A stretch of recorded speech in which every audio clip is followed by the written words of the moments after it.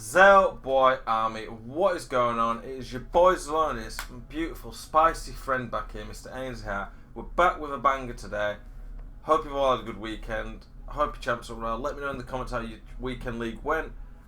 Boys, appreciate all the support on the channel lately. We're on our way to 10,000 subscribers. If you're new to the channel, you enjoy this type of educational content, helping you improve at the game, please subscribe, like, comment, and let me know what you think of these videos. I appreciate the support, boys.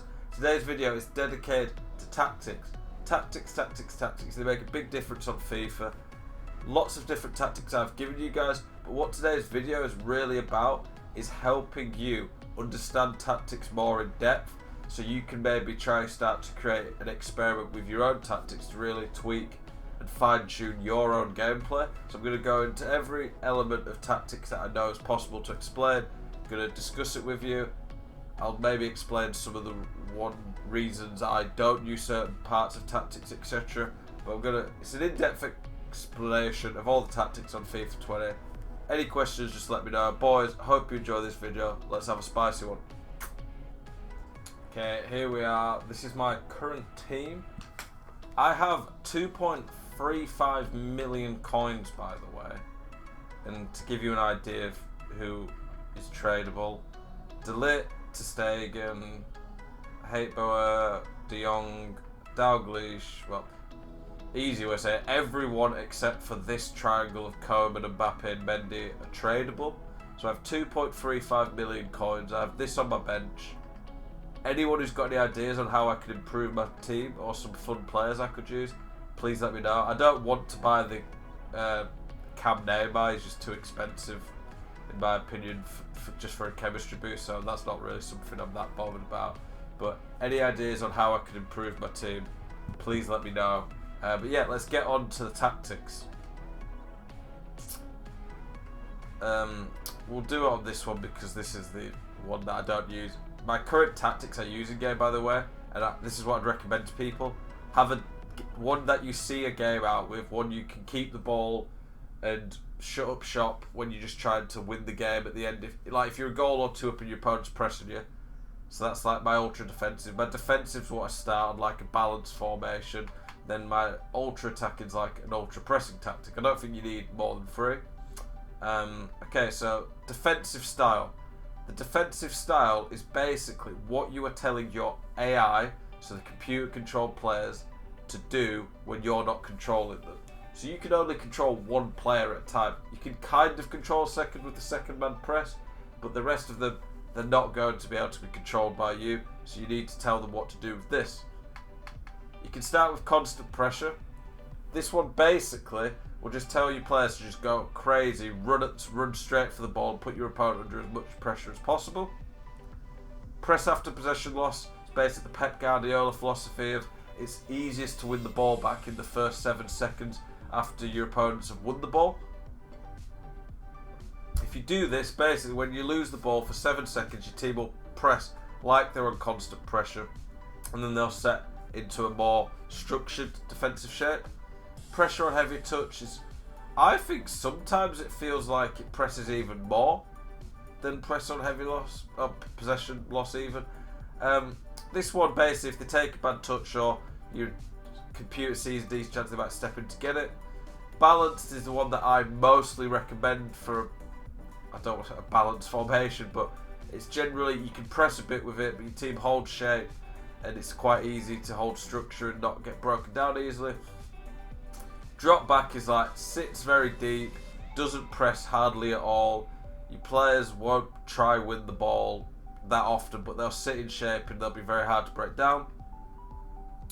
Width, the higher this goes, the more space in the middle there is, but the easier you can press your opponents out wide and they don't get as much space across the pitch.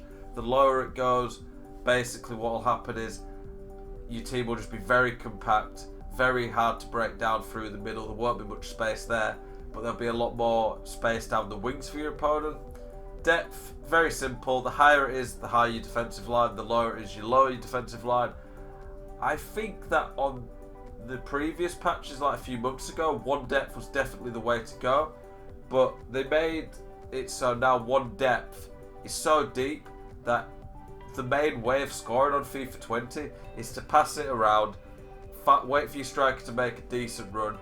He takes a good touch, and when he takes a good touch, he can just turn, shoot. If you're on 1 depth, it gives them so much space that they can take that touch and shoot, whereas maybe 3 depth and above, I think, kind of stops that. My ultra defensive tactic, I use 2 width, 2 depth, and drop back because I have so many bodies in the way that 2 depth still works fine. But for the most part, if your depth is below 3, you're going to be inviting too much pressure, giving a bit too much space for the main way of scoring on FIFA 20. Offensive style balanced is what I would nearly always recommend. If you don't have, basically offensive style is the type of runs your players will make in the attacking AI. If you have possession, the players will just look to find pockets of space. This is a good one to do when you're trying to see out a game and play against people pressing you, but I don't think this is very good for making chances. It is just literally good for keeping possession, so it's doing what it says. Balanced, I think this just one works best because your players do a mix of everything. You can still keep the ball quite well, but your players will still make supportive runs and get into good positions. Long ball, I've tried. I think maybe as a counter-attacking one it can work at times, but it feels like a mix between balanced and fast build-up. Fast build-up, literally the second you get the ball, your players will just bomb forward straight away and try and get in behind. If you don't instantly go forward with this, you'll just be left with no options, so it's not very good for a balanced tactic. I use this on my ultra-attacking one where I'm high press, because if I win the ball high up the pitch and my team instantly running behind, you can catch the opponents off guard. But other than for a high press getting back into the game tactic, I don't think it's very good. This one is very obvious really. The attacking width, the higher it is, the more your players will go out wide and find pockets of space out wide. The lower it is, the more narrow your attack will be. I don't think you want it to be really narrow because then it's just one-dimensional, very easy to defend in the middle. I don't think you want it too wide because the best way to score on this game generally tends to be down the middle. But you need a healthy balance, because what I find works quite well is if you have decent width, you can pull their defenders out of position and then quickly get it back into the middle and catch people out. Players in box, the higher it is, the more people will get in the box. I don't think you need to really ever consider crossing. Crossing's useless on the game, but you want at least 4+ players in the box for an attacking formation, because you need some options to be able to pass to. If you put not many players in box, you won't get many options, simple as that. The corners and free kicks is basically, the higher or lower this is, the more men you'll have in the box or not. Here, all the different tactics you can get, or formations even. My general ones I think are the 2 best, 4-2-3-1 and 4-4-2. The roles, you have to set this in balanced. Basically, if you set it in your balanced, you can decide everything from your captain to your free kick takers, corners, penalty takers already. My captain is Mr. Ronald Koeman. Experienced player. I think you want to pick a captain with some experience who knows how to do it. He's been putting a shift in for a long time. Okay, starting with keepers on the instructions. 1 second, got a call. Sorry there, had a quick phone call. So, back to instructions.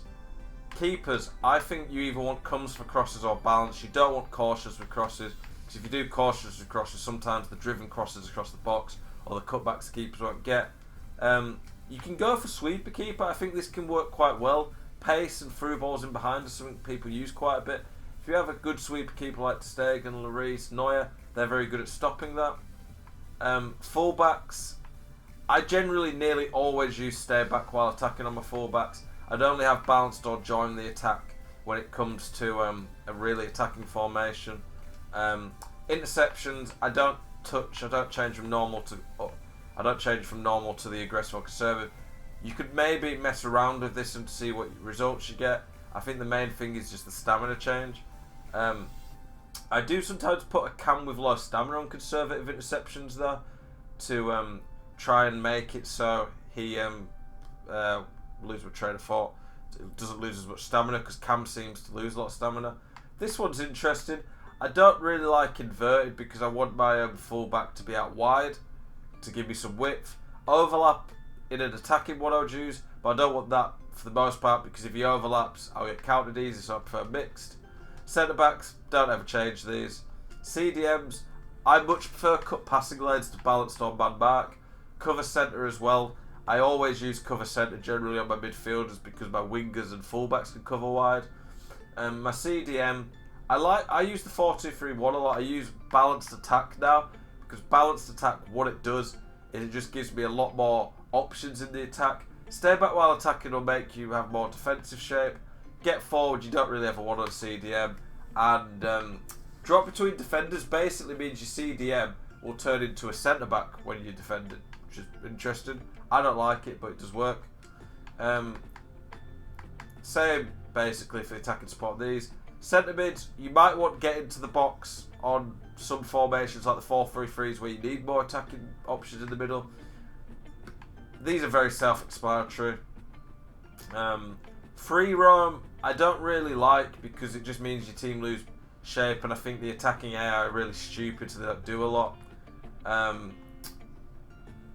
Yeah, wingers, come back on defense. On cams and wingers, I always use come back on defense. I want as many men protecting the ball as possible. It doesn't seem to affect stamina, but it seems really hard for people to break it down. Cut inside basically means the winger will try and sit a bit more narrow. I like to have wingers who can finesse or cut inside onto the strong foot. Balance, it's balanced. Stay wide. I use stay wide on possession tactics because I want to use more space. Free roam, I don't really want to use it to work very well.